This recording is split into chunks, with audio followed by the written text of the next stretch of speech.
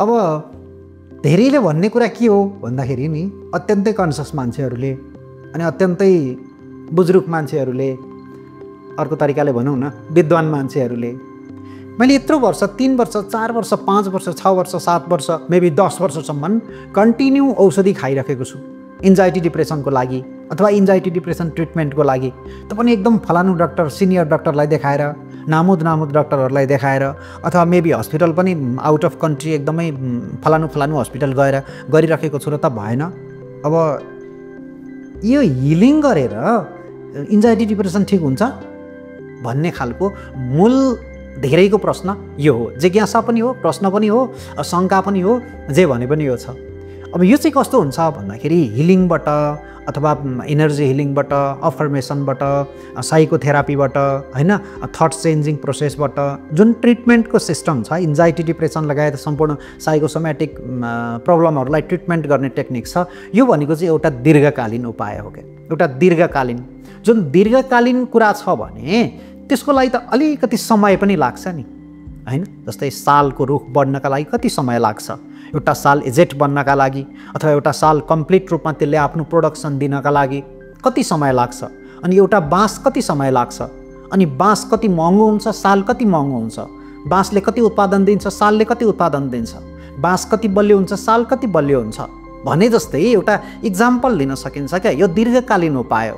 औषधि जुन हामीले सेवन गरिरहेका हुन्छौँ यो तपाईँहरूलाई छोटो समयको लागि हो क्या, केही समयको लागि मात्रै हो। जिन्दगीभरि दबाई खाएर कहाँ हुन्छ, कसरी हुन्छ? मैले दबाईको बारेमा पहिलो भिडियो बनाउँदाखेरि त्यहाँ केही कमेन्टहरू आएका छन्। दबाई खाने मान्छेले दबाई खाऊ भन्छ, थेरापी गर्ने मान्छेले थेरापी गर भन्छ, हिलिङ गर्ने मान्छेले हिलिङ गर भन्छ भन्ने खालको कमेन्टहरू छ। धेरै कमेन्टहरू आउँछ, आउन त धेरै प्रश्नहरू पनि आउँछन्। धेरै यो फिल्ड अहिले धेरै करप्टेड पनि भएको छ, यसमा कोही दुविधा छैन। तरै पनि एउटा सानो प्रसङ्ग मार्फत म के भन्न चाहन्छु भनेदेखि यो हिलिङबाट साइकोथेरापी, हिप्नोथेरापी अथवा अफर्मेसन प्र्याक्टिसहरू, एनएलपीका टेक्निकहरू, यसबाट उपचार नहुने भन्ने होइन, 100% हुन्छ। तर अलिकति धैर्यताको जरुरी हुन्छ यसमा। यो बडो मिठो लाग्ने मलाई एउटा प्रसङ्ग के छ भने, एउटा विद्यार्थीले शिक्षकलाई, विज्ञान शिक्षकलाई प्रश्न गर्छ क्या, त्यो रुखको हाँगो काटेर सार्दाखेरि कसरी सर्छ त्यसले, अथवा के प्रोसेसबाट फेरि त्यसको त जरै हुँदैन, अनि त्यहाँ जरा कसरी आउँछ, होइन, कसरी सर्छ त्यो भनेर प्रश्न गर्छ।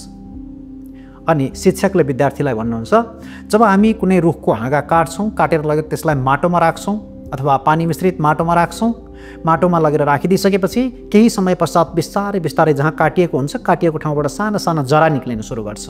उसले आफ्नो आवश्यकता महसुस गर्दै जरा निकाल्छ, अनि त्यही जराले चाहिँ आफ्नो खानेकुराहरू सोचेर लिन्छ र फोटोसिन्थेसिस प्रक्रिया मार्फत बिस्तारै बिस्तारै अब एउटा फेरि अर्को पुनः एउटा रुखमा कन्भर्ट हुन्छ भनेर टिचरले विधिवत रूपमा विद्यार्थीलाई सम्झाउनुहुन्छ।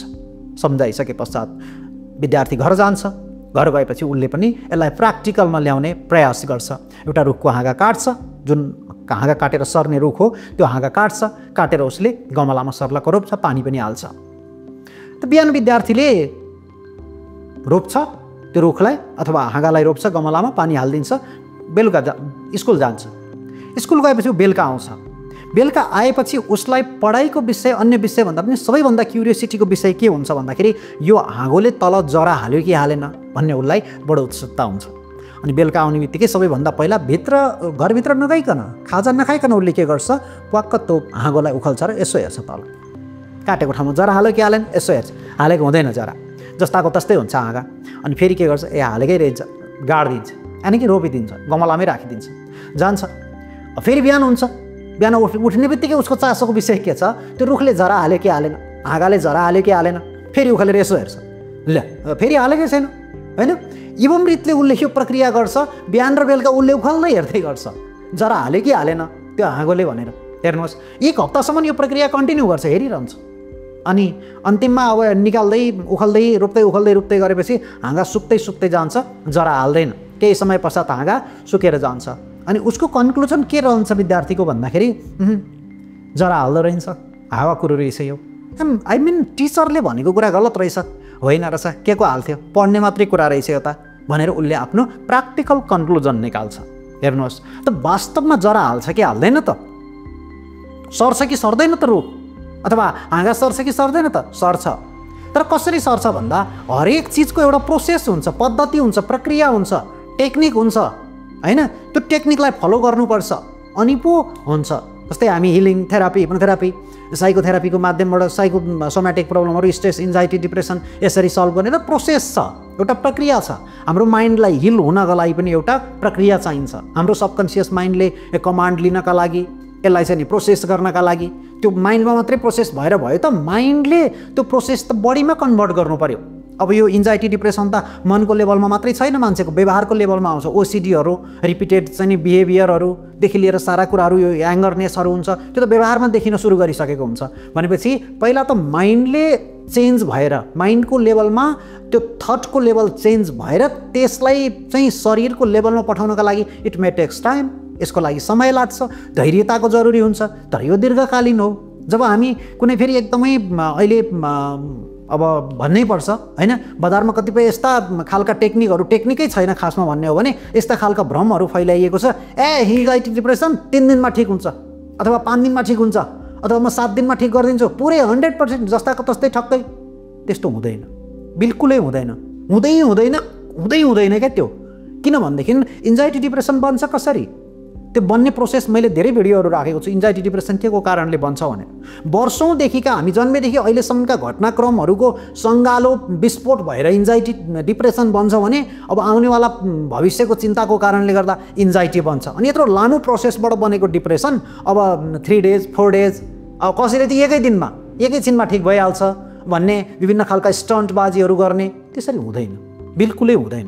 त्यो एउटा यो चाहिँ के हो भने मान्छेको धैर्यताको के भन्ने लेभल नभएको कारणले गर्दाखेरि मान्छेलाई यो विभिन्न खालका भ्रमहरू देखाउने, अनावश्यक रूपमा अप्ठ्यारोमा पार्ने अथवा अप्ठ्यारोमा पर्ने, आफ्नो कन्सियसनेस कम भएको कारणले यो हो।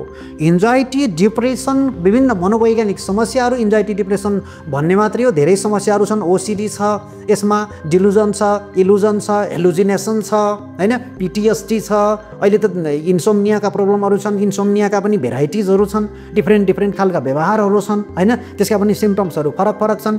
यी सबैको कारण फेरि पनि कन्क्लुजन के हो त भन्दाखेरि मनकै खराबी हो, यसमा कोही दुविधा छैन। मनकै खराबी हो, मनको खराबी मार्फत थटमा प्रब्लम आउँछन् कि विचारमा प्रब्लम आउँछ, विचार असन्तुलन हुन्छ।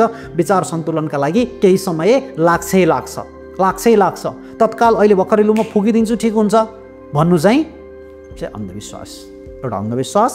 अनि त्यो एक खालको कन्सियसनेस हामीमा नभएको हो। त्यस हिसाबले गर्दाखेरि एन्जाइटी डिप्रेसनको समस्या विकराल हुँदै गइरहेको छ, मनोवैज्ञानिक समस्याहरू विकराल हुँदै गइरहेको छ। त्यस हिसाबले गर्दाखेरि यसको तपाईँ जो पीडित हुनुहुन्छ एन्जाइटी डिप्रेसनबाट, कति कमेन्ट म त आधी सकिसकेँ भन्ने कमेन्ट आउँछ, कतिको त मेरो त लाइफै ड्यामेज भइसक्यो भन्ने कमेन्ट आउँछ, कतिको चाहिँ मेरो घरबारी बिग्रिन लागिसक्यो, यसको कारणले गर्दा व्यवहार बिग्रिन लागिसक्यो भन्ने खालको कमेन्टहरू देखिरहेको हुन्छु हैन। कृपया एकदमै संयम भएर विधिवत रूपमा विज्ञ चाहिँ परामर्शदातासँग परामर्श लिनुहोस्। एन्जाइटी डिप्रेसन कुनै ठुलो प्रब्लम बिल्कुलै होइन। यसको ट्रिटमेन्ट सजिलो छ, सहज छ हैन, सहज रूपमा यो ठिक पनि हुन्छ। यसले कसैको लाइफलाई ड्यामेज गर्दैन, बर्बाद गर्दैन, कसैको केही बिगार्दैन। थोरै समयको लागि अलिकति केही मेहनत हामीले गर्नुपर्ने हुन्छ, शारीरिक रूपमा पनि मेहनत गर्नुपर्ने हुन्छ, मानसिक रूपमा पनि केही प्र्याक्टिसहरू गर्नुपर्ने हुन्छ, एक्सर्साइजहरू गर्नुपर्ने हुन्छ, जसले एन्जाइटी डिप्रेसन पूर्ण रूपमा जरीदेखि ट्रिटमेन्ट अथवा सल्भ गर्न सकिन्छ। हस्, आजको भिडियो यति नै, धन्यवाद।